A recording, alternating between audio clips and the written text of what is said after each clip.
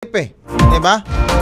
Pagka ganyan ho ang tinatakbo ng sabi nga ng liderato ng PNP, hindi lang sila sa pag-focus dun sa paglaban sa kriminalidad, pagsugpo sa illegal na droga, nariyan din yung pagkalinga sa ating mga kababayan. Sa ngayon nga, puspusan yung pagkilos ng pulisya sa pagtulong ho sa pagtingin doon sa mga apektado po na pag-aalboroto ng Bulkang Kanlaon, maging dyan sa may Bulkang Bulusan.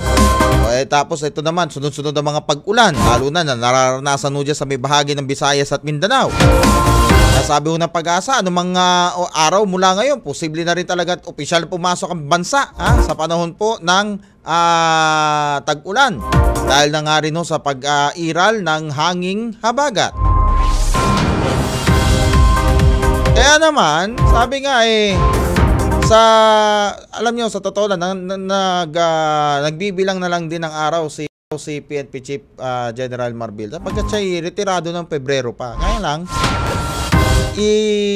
kanyang nilulubos yung pagsisilbi sa bayan sa pamagitan po ng mga reforma na kanya pong nasimulan. At kumpiyansa siya na kung sino man ang hahalili sa kanya, nasa mabuting kamay ang hanay ng pulisya. Mark it!